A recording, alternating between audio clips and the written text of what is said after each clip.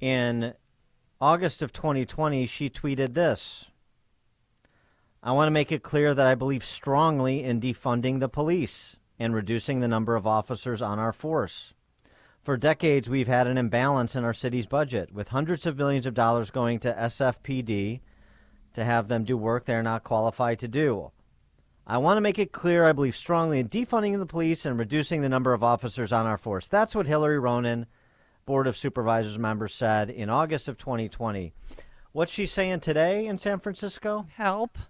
We've been begging for more footbeats and for more officers in the Mission District. I've been begging this department to give the mission what it deserves in terms of police presence all year long. And I have been told time and time and time and time again, there are no officers that we can send to mission. It hurts, and I feel betrayed by the department. I feel betrayed by the mayor. I feel betrayed by the priorities of the city. It is not this Board of Supervisors' priorities. We want our residents safe. We don't want our residents getting shot, getting assaulted, getting killed, because in the Mission, Chief, it's not theft. In the Mission, people are getting shot and killed. In the Mission, people are getting beat up. In the Mission, people are dying. Oh, so sad, too bad, as you say. Well, right. I never contemplated the consequences of my actions because I'm not an adult. Hillary Ronen. And you could cut and paste her 180 in the last 3 years and bring it to Chicago, New York, Baltimore, Memphis, New Orleans, Atlanta. It's the same thing that plays out over and over again. The quality of political leadership and, by extension, the quality of the thinking of the electorates in these big cities.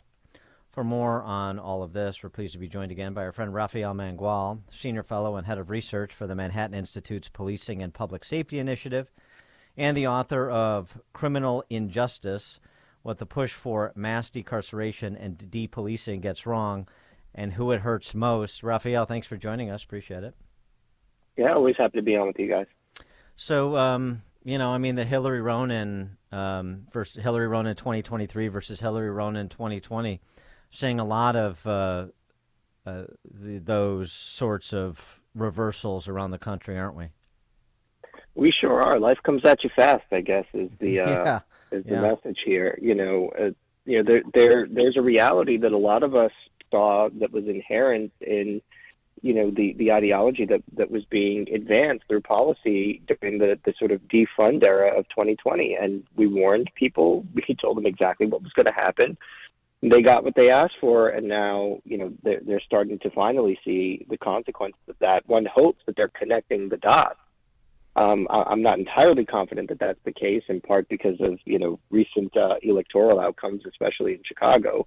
But this is exactly what it's going to take for people to eventually start to change their minds, is things are going to have to get bad. And what's the most unfortunate about that is that the people who are stuck living in places like the Mission, or, Austin on the west side of Chicago, or, Englewood on the south side, or, Southwest Baltimore, North Philadelphia. I mean, these are people who are going to suffer the consequences in the meantime until, the people who are in charge get their heads together.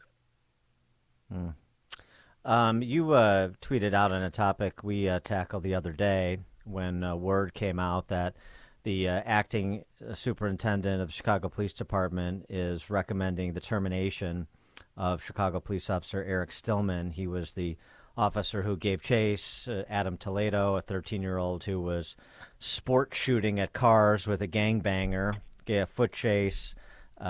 Chicago listeners know this story pretty well, but just in quick summary, tells him to stop, put his hands up. He stops, turns. He's still got a gun in his hand, and the officer shoots and kills him. He drops the gun, and as he's turning. The officer didn't have the time to make the decision of whether or not he was going to turn and shoot or turn and drop. And he shoots him and he kills him. And, of course, in the immediate aftermath of that, it was all Chicago police officer shoots and kills 13-year-old who was unarmed. And now you have and it's one thing for the defund the police press corps to take that position. That's almost expected, even though it's detestable. It's another thing for the senior leadership of a police department to take that same position when even the Cook County State's Attorney, Kim Fox, declined to press charges. And the recommendation of the previous superintendent was a 5-day suspension for sort of a technical violation of police rules. And you tweeted out about this, a case like this, and pursuing the termination of an officer like Eric Stillman for that incident.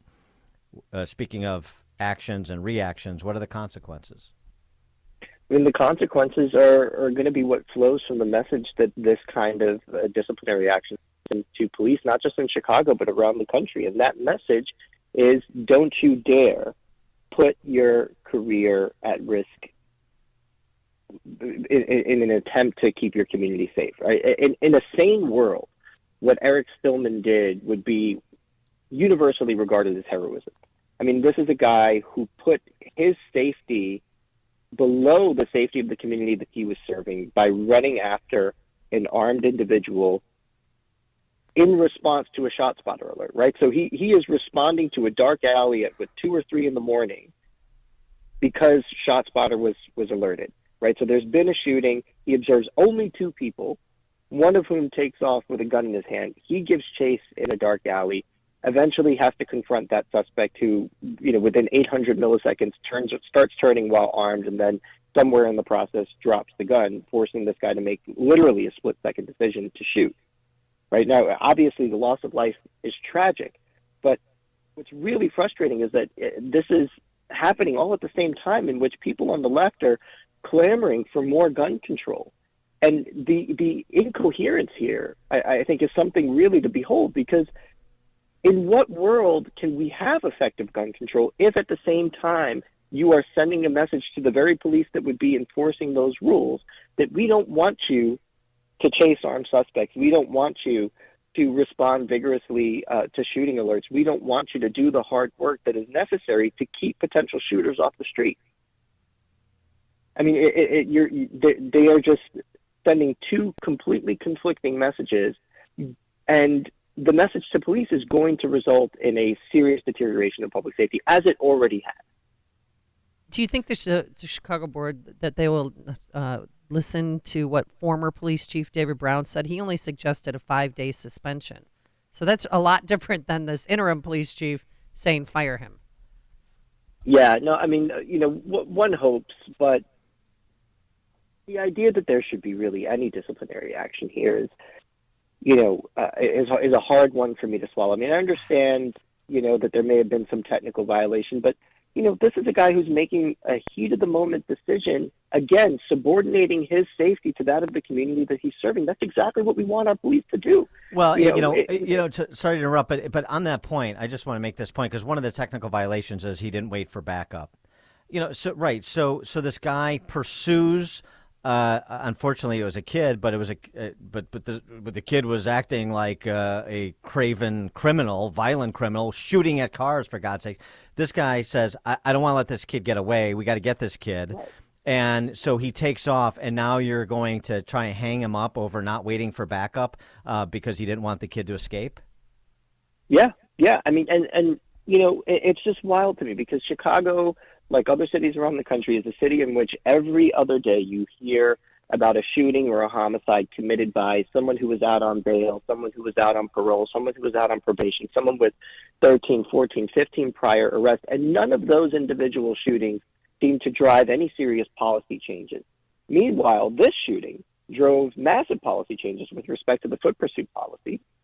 And, that policy agenda was driven by a narrative that this was somehow a racially biased shooting. What really gets my goat about that, and I write about this in my book, I actually talked to a Chicago police officer who I quote in the book on the condition of anonymity a few years ago. One of the things he told me, this is a black guy, one of the things he told me was that, the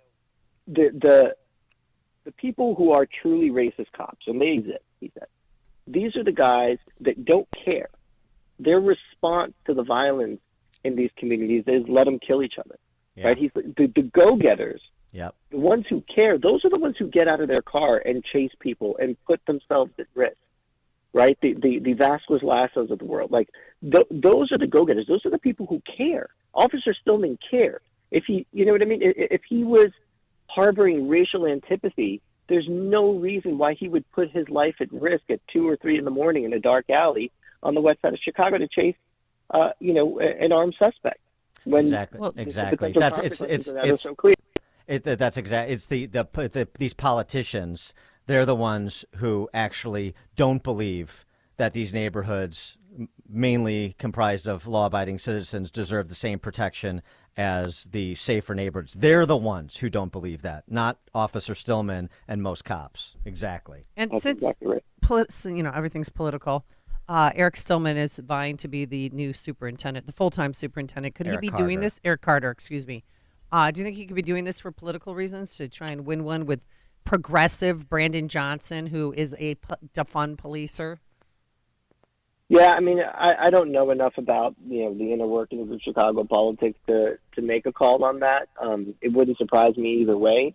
But yeah, I mean, I think this is one of the overarching problems that police officers in the rank and file are facing, and it's one of the reasons why we're seeing such a persistent recruitment and retention crisis. Right? If you're sending the message that good police work is going to get you in trouble, if the outcome is something that is politically inconvenient, well, then you're going to disincentivize cops from doing the kind of work that we all want them to do. Again, there was a Chicago cop, Vasquez Lasso, who recently lost his life while chasing an armed suspect, and he was widely and correctly regarded as a hero. And yet, Stillman engages in the very same conduct, survives, and is somehow villainized. Well, Alderman Ray Lopez, he tweeted out about this and with a hashtag defund COPA, the Citizens Police Accountability Office.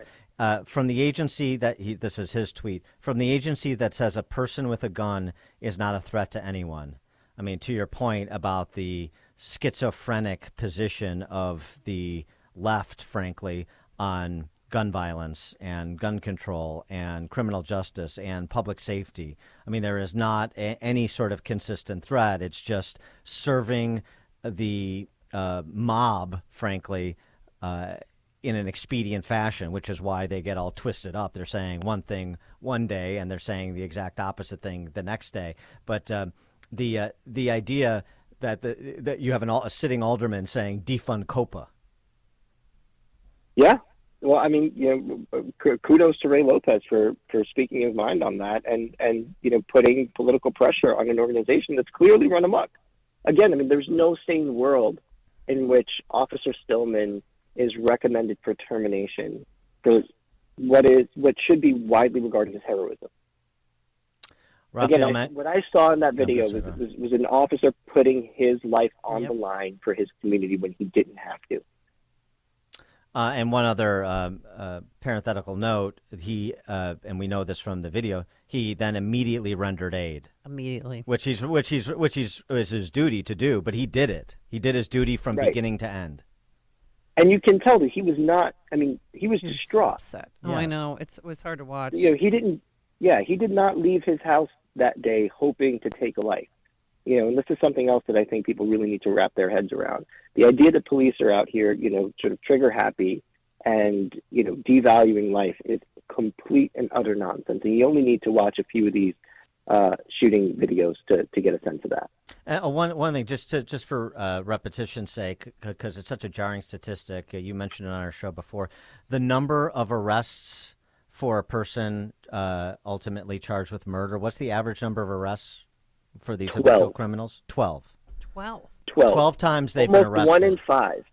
Almost one in five have more than 20. Right. So it's not like they're not known. They haven't been through the system over and over and over again, and they're just turn back out until they take a life or more than one life. That's exactly right. Rafael Mangual, Senior Fellow and Head of Research for the Manhattan Institute's Policing and Public Safety Initiative, author of Criminal Injustice, What the Push for Mass Decarceration and Depolicing Gets Wrong and Who It Hurts Most. Rafael, thanks as always. Thank you, sir. Thank you, and he joined us on our turnkey.pro answer line. It's what Chicago is talking about. It's Chicago's Morning Answer with Dan and Amy on AM 560. The Answer. Hello, friends, and welcome to what has become a spring rite of passage, tax season. As expected, Uncle Sam is out to an early lead, but you, like many others, are trying to do something remarkable. Maybe your green jacket in retirement